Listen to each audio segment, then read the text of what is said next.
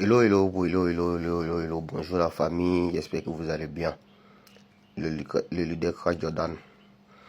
Bonjour aux visionnaires, bonjour aux voyants et bonjour aux personnes qui sont toujours aux informations, des personnes qui cherchent toujours à comprendre ce qui c'est que le Web3, ce qui c'est que la blockchain et ce qui c'est que la crypto-monnaie. Aujourd'hui, nous allons parler de notre crypto-banque, Bitness. Et on va parler de pourquoi Bitness est si sécurisé. Pourquoi Bitness est si fiable, transparent. Et dans cette vidéo, je vous prie de suivre avec moi parce que je vais aller pas à pas, c'est-à-dire de façon pratique, pas à pas, sur plusieurs étapes. Pour ceux qui ne savent pas c'est quoi Bitness, Bitness est un smart contract, une crypto-banque de prêts, d'épargne et d'apport de liquidité. Quand on parle d'apport de liquidité, je prends comme par exemple ceux qui vont déposer leur argent à la banque. Donc pour déposer votre argent à la banque et avoir des intérêts, c'est de la même manière. Aussi, vous pouvez déposer votre argent à travers le contrat intelligent de Bitness pour avoir des intérêts. Donc c'est une crypto-banque. Le monde évolue, acceptons d'évoluer avec le monde. Ceux qui refusent d'évoluer avec le monde perdent les opportunités du monde. Donc, lorsque nous arrivons sur Bitness, comme je le dis, on voit ici une liquidité. Et on nous dit que cette liquidité-là, on peut la vérifier. Elle est disponible sur quoi? Sur PancakeSwap, sur la pool de liquidité V3. Donc là, qu'est-ce que je fais d'abord? Je vais cliquer dessus comme ça et ça va me diriger où? Ça va me diriger sur BSC Scan. BSC Scan, c'est sur la blockchain de Binance, où on peut tracer, où on peut suivre tout ce qui est comme transaction, la vérification des transactions, ainsi de suite. Donc voilà, ça m'a dirigé sur quoi? BSC Scan. Et lorsque j'arrive sur BSC Scan, je vois ici cette liquidité qui est là. 28 millions de dollars. Pourquoi sur le site c'est marqué 30 millions et j'arrive ici c'est 28 millions? C'est parce que la liquidité de ceux qui épargnent n'est pas bloquée aussi dans PancakeSwap. Je le répète, la liquidité de ceux qui épargnent n'est pas bloquée parce que c'est de l'épargne flexible. Donc eux, ils peuvent récupérer ça à tout moment. Il n'y a pas de période de blocage. Donc vous faites les 30 millions qui sont sur la plateforme moins les 28 millions ici. La différence que vous trouvez, c'est pour les épargnants. Et les épargnants ont aussi les contrats à part. Vous voyez? Donc voici la liquidité ici. Je clique dessus par exemple. Vous allez voir ici 19 millions en USD TBP20 et 8 millions en USD CBP20. Donc c'est le cumul qui font, et si c'est le cumul qui fait les 28 millions. Vous voyez un peu. Donc, qu'est-ce que j'ai fait par la suite? Je vais maintenant aller sur PancakeSwap pour pouvoir aller vérifier cette liquidité là-bas.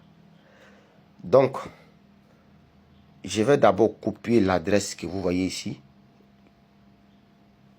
L'adresse de la liquidité. Qui est directement sur PancakeSwap, qui est directement bloqué sur PancakeSwap, comme on le dit. Donc, nous allons aller vérifier. Mais avant, je copie l'adresse de cette liquidité. Et je vais sortir à nouveau pour venir utiliser un VPN. Pourquoi j'utilise un VPN avant d'aller sur PancakeSwap?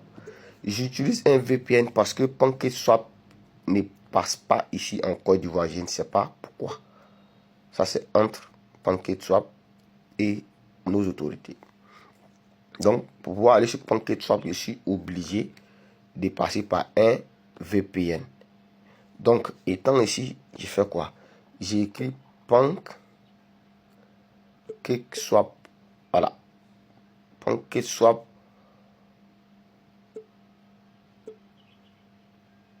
PancakeSwap. Point finance.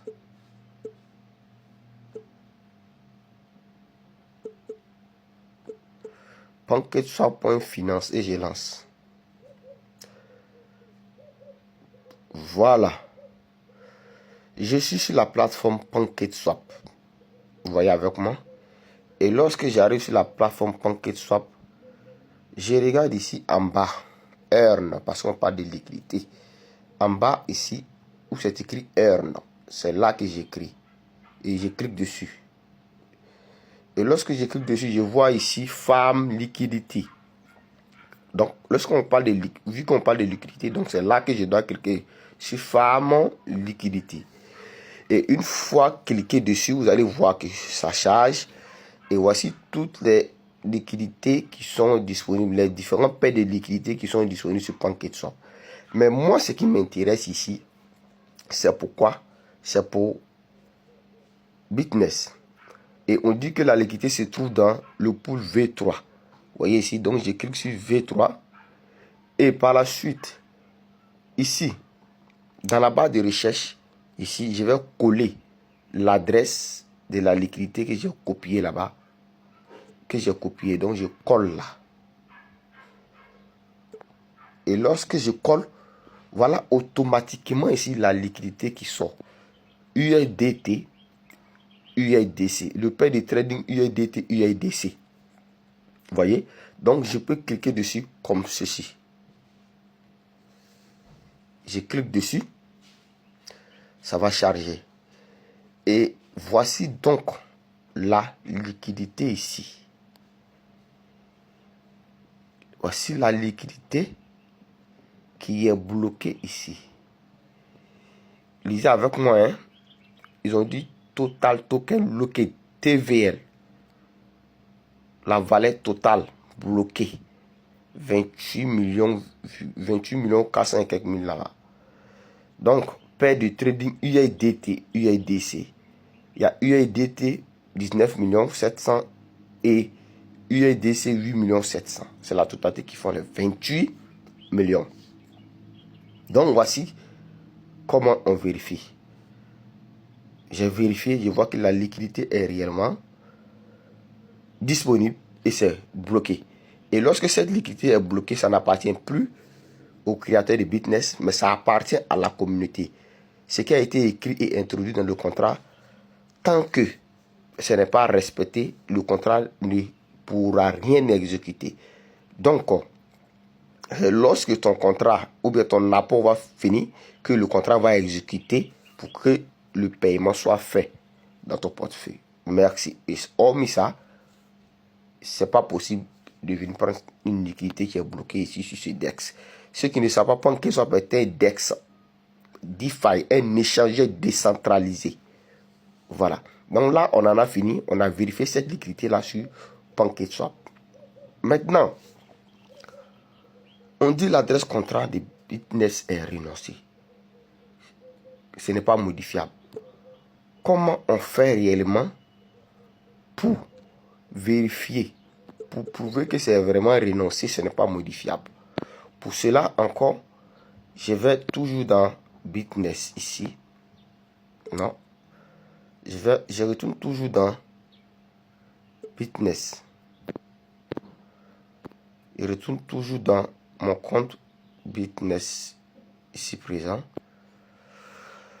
Pour la vérification de l'adresse contrat, comme on le dit, que c'est bloqué.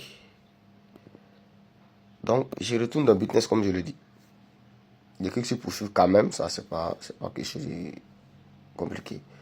Donc, une fois que je suis sur le compte ici, Bitness, je peux descendre, de scroll jusqu'en bas. Vous voyez ici où c'est écrit Bitness. En face, ils ont écrit plus. Je clique là. Je clique pour faire quoi? Je clique pour avoir accès aux différentes adresses des projets de Bitness. Voici l'adresse de Bitness Loop. Ici, l'adresse contrat Bitness Loop. L'adresse contrat de Bitness Saving. Bitness Loop, c'est l'adresse où on fait les apports de liquidité. Bitness Saving, c'est l'adresse qui contrôle, qui gère les emprunts, ceux qui viennent emprunter. Donc, vous voyez, c'est la même chose que Bitness Loop. Ce sont ces adresses qui sont où la liquidité est bloquée sur PancakeSwap et qui sont renoncées. Ça, c'est l'adresse de la monnaie qui sera émise encore un coup. Et ici, c'est l'adresse de l'épargne, Bitness Saving Box. L'épargne, vous voyez ici, c'est différent de l'adresse de l'apport de liquidité et de l'emprunt. Pourquoi c'est différent? Parce que lui, simplement, il n'est pas renoncé, comme je l'ai dit. C'est un épargne flexible où à tout moment, les gars peuvent récupérer les jetons, les argent. Donc, je vais copier ici l'adresse de Bitness Loop. Et lorsque je finis de copier, qu'est-ce que je fais? Je vais sur une plateforme qu'on appelle Défi. Une plateforme qu'on appelle Défi, DE.fi. Et je lance. C'est une plateforme qui permet de vérifier la fiabilité de tout ce qui est comme smart contract et des projets de la blockchain. Et une fois arrivé ici, je clique sur Entrée. Moi, j'ai déjà un compte normalement. Donc, login. Si je n'ai pas de compte, vous devez créer un compte.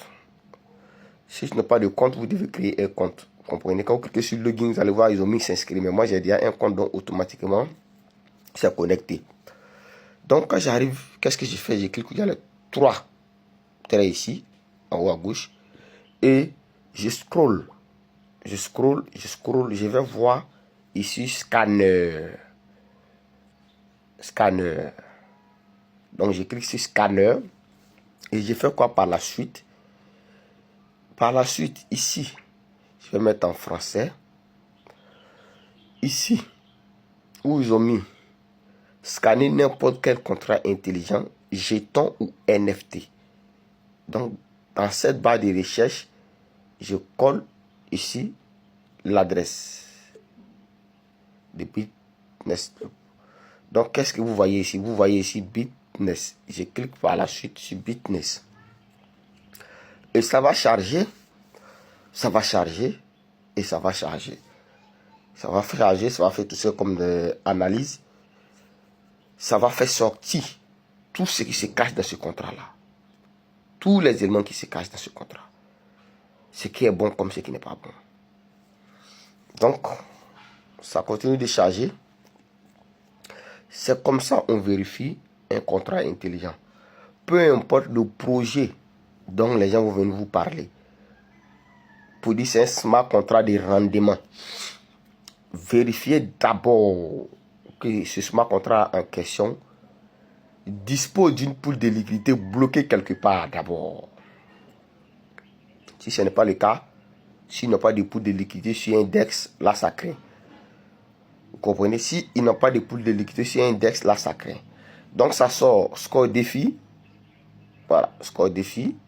On ne tient pas trop compte de ce score défi là.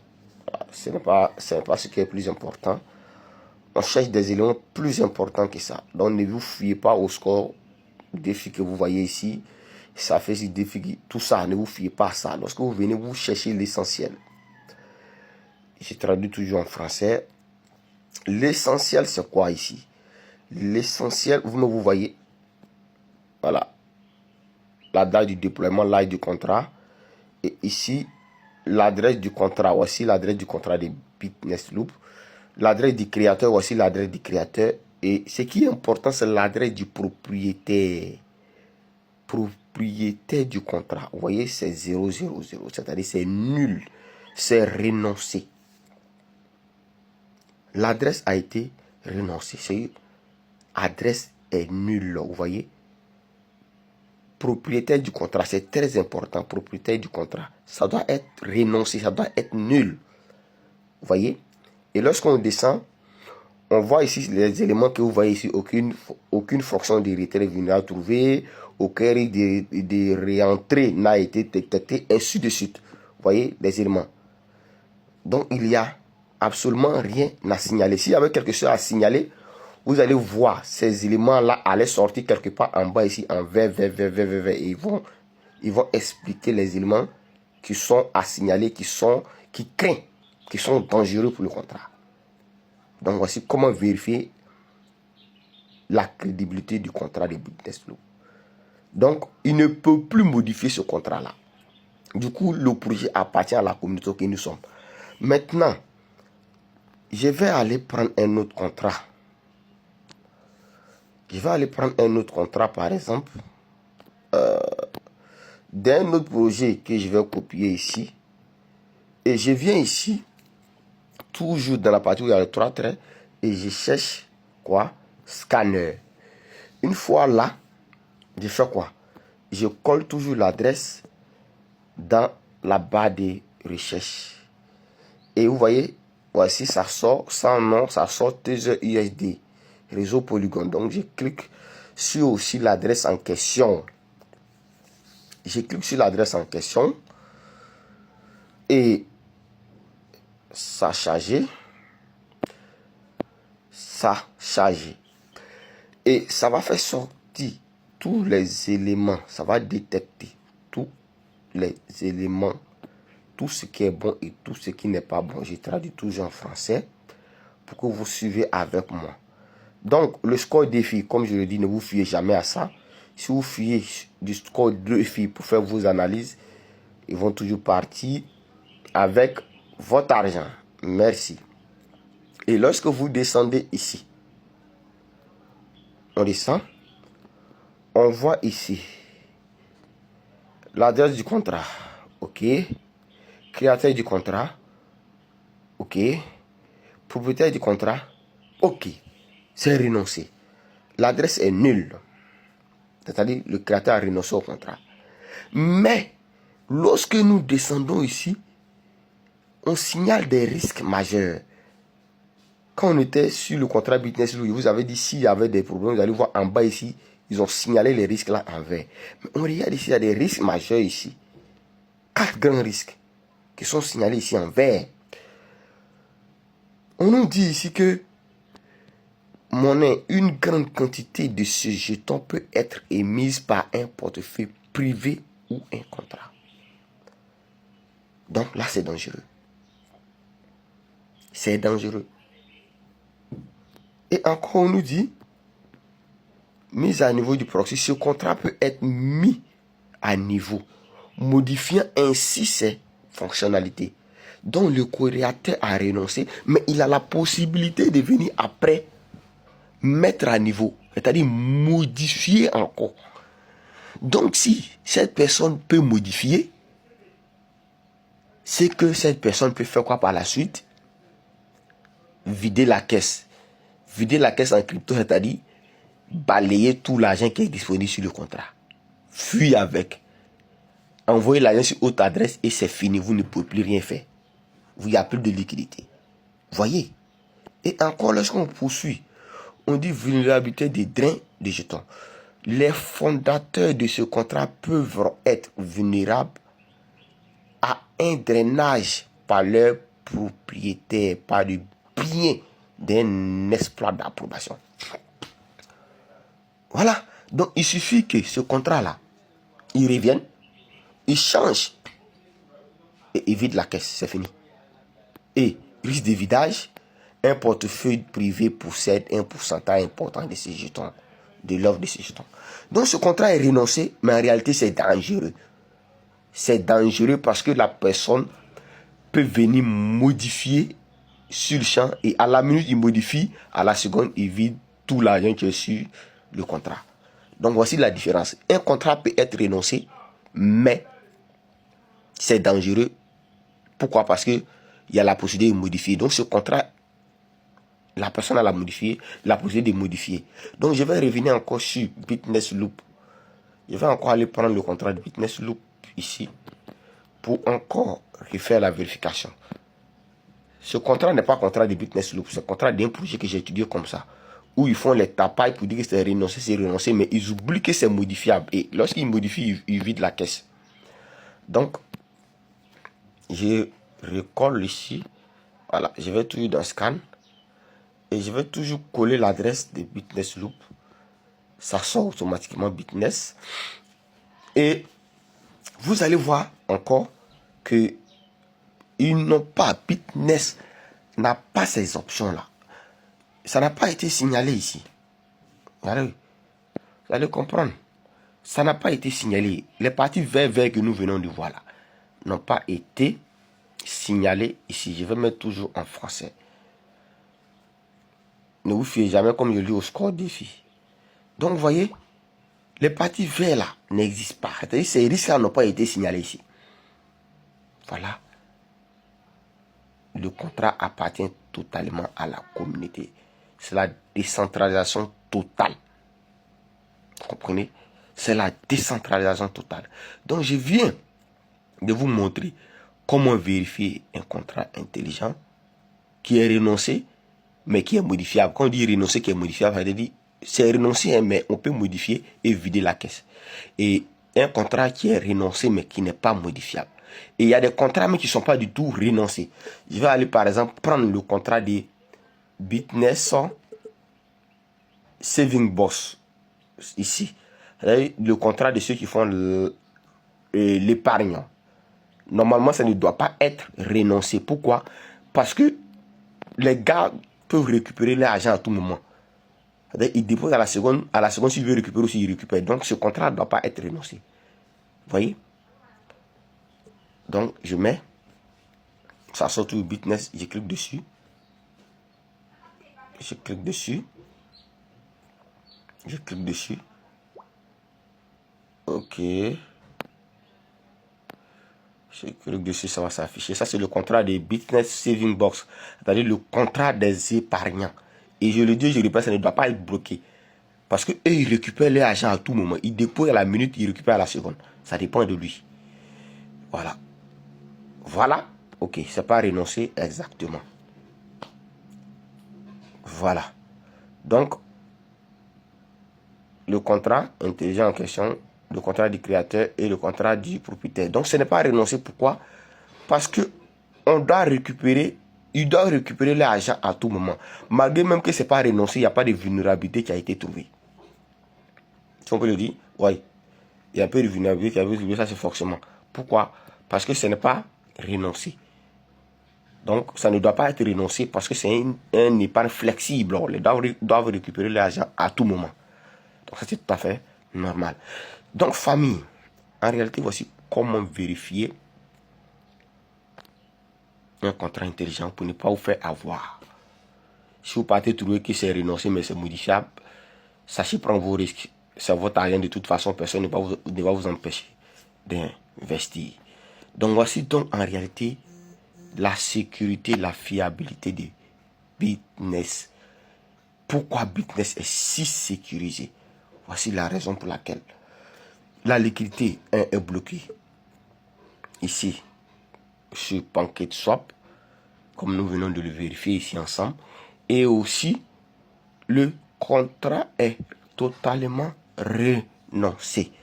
Donc, nous sommes dans le Web3, nous sommes dans la crypto-banque, et sachez que dans le Web3, tout ce qui se passe dans notre monde réel sera transféré dans la blockchain. Donc, profitons maximum de notre crypto-banque Bitness. Et vous avez les armes nécessaires pour faire les vérifications vous-même et ne plus jamais vous faire avoir par les soi-disant contrats intelligents. Les éléments dont j'ai cités sont très importants. Un, il faut que le contrat soit renoncé et non modifiable. Si c'est renoncé et que c'est modifiable, c'est dangereux. Et de deux, ce contrat en question-là doit avoir une liquidité bloquée sur un échangeur décentralisé appelé DeFi, où il n'y a pas contrôle des humains dessus. Si ce n'est pas le cas, c'est aussi dangereux. Et Bitness remplit toutes les conditions. Donc, sachez que Bitness, c'est un projet et ça n'a même pas encore commencé. Pourquoi? Parce qu'il aura les échangeurs centralisés comme décentralisés. Ils auront les portefeuilles. Donc, construisons ensemble Bitness et travaillons ensemble. Sur ce, on ensemble le leader Kra Jordan depuis la Côte d'Ivoire.